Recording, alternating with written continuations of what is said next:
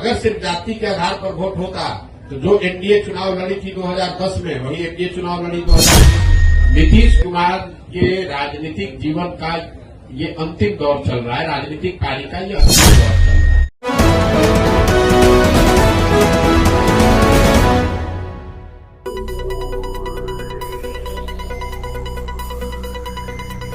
नमस्कार, आप देख रहे हैं पटना न्यूज़ 24 लाइव। प्रशांत किशोर ने सीएम नीतीश कुमार पर कसा तंज। प्रेस कॉन्फ्रेंस कर कहा नीतीश कुमार अब बोझ बनकर रह गए हैं, उनकी पार्टी का बिखरना लगभग तय। जन सुराज पद यात्रा के 15वें महीने दरभंगा पहुंचे प्रशांत किशोर ने शुक्रवार को एक प्रेस कॉन्फ्रेंस किया और बिहार सरकार को विकास के मुद्दे पर घेरते हुए कहा कि मुख्यमंत्री नीतीश कुमार अब बिहार के लोगों के लिए बोझ बन चुके हैं, उन्हें कोई अपनाना भी नहीं चाहता। प्रशांत किशोर ने कहा कि अब जेडीयू का बिखरना तय हो गया है। आइए देखते हैं प्रशांत किशोर ने और क्या कुछ कहा। आपने कहा कि लालू के डर से बीजेपी को वोट दिया था, बीजेपी के डर से लालू को 2005 से लेकर आज तक नीतीश जी को किसके डर से वोट मिला? नीतीश जी को दो वजहों से वोट मिला है। पहली बात, जो नीतीश कुमार को वोट देता है उसका मेन वोट वही है जो लालू जी के खिलाफ वोट देता है।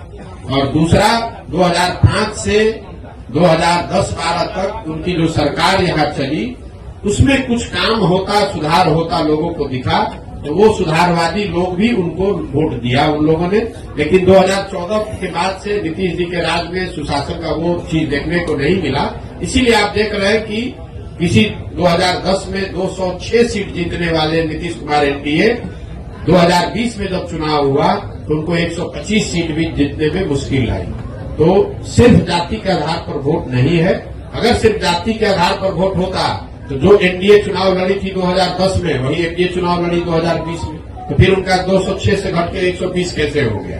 यही बात तो हम आपको बता रहे हैं। लेकिन नीतीश कुमार की जो पूरी राजनीति है, जो उनका वोटर है, वो लालू विरोध पर, लालू जी के जंगल राज के विरोध पर ही खड़ी रही है। उसमें एडिशन जैसे जैसे वो आगे बढ़े तो कुछ और लोग जुड़े होंगे, लेकिन मूल वोट जो उनका है वो लालू विरोध का वोट है। जो लालू से डरता है या लालू जी को नहीं चाहता है वो नीतीश जी को वोट पहले करता रहा है। जदयू की राष्ट्रीय कार्यकारिणी की बैठक होने जा रही है जी, जदयू की राष्ट्रीय कार्यकारिणी की बैठक होने जा रही है और संभावना जताई जा रही है कि नीतीश कुमार फिर से पलटी मार सकते हैं। इस पर क्या प्रतिक्रिया?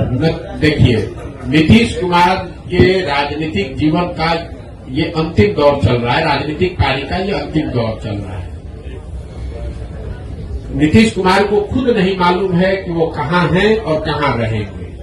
इतना मैं जरूर कह सकता हूँ कि लोकसभा से पहले अब उनके पास कोई विकल्प नहीं है। उनको चुनाव तो महागठबंधन में ही लड़ना पड़ेगा।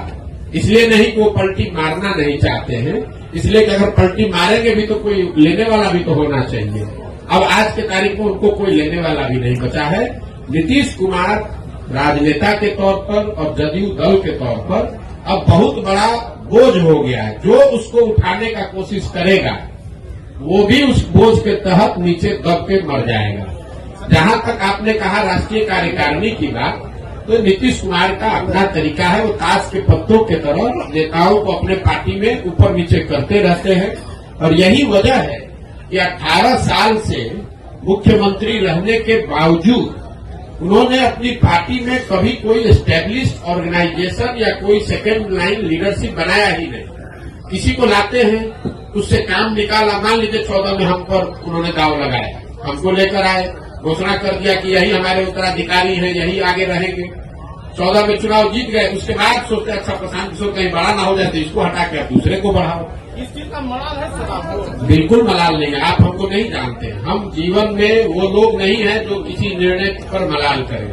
हमारे माता पिता और हमारे गुरुओं ने सिखाया है कि जीवन में जो आप काम करते हैं उसके अगर उसमें आपको कुछ गलती हो जाए तो उससे दो रास्ते आपके पास है। एक, आप अपने निर्णय और अनुभव के आधार पर सीख सकते हैं, सीख कर आगे जीवन में गलती न करें ये कर सकते हैं, या उसका मलाल कर सकते हैं। हम मलाल करने वाले लोग नहीं हैं। एक बार नीतीश कुमार ने अगर धोखा किया, उसके बाद नीतीश कुमार चाहे 20 बार हमारे पास आ गए, कितनी बार बात कर ली, कितने संदेश भिजवा दिए, हमने कह दिया कि अब फिर सियार सर्कुल के नीचे नहीं जाएंगे। हमको चाहे 1 बरस लगे कि 10 बरस लगे, अब नीतीश कुमार के साथ जाने का कोई सवाल नहीं है। नीतीश कुमार जब महागठबंधन बनाए इस बार, आपको पता चला जब बनाए तब, हमको आकर मार्च में 6 महीना पहले आकर सबसे पहले हम ही से सलाह किया कि भाई हम महागठबंधन बनाना चाहते हैं, आप इधर आ जाइए, आप तो भाजपा के खिलाफ हमारी मदद करना चाहते थे। उस समय भी हमने कहा कि हम नहीं मिलेंगे, अब नहीं आ सकते हैं, आपको जो करना है वो कीजिए, हम अपनी नई व्यवस्था ही बनाना चाहते हैं।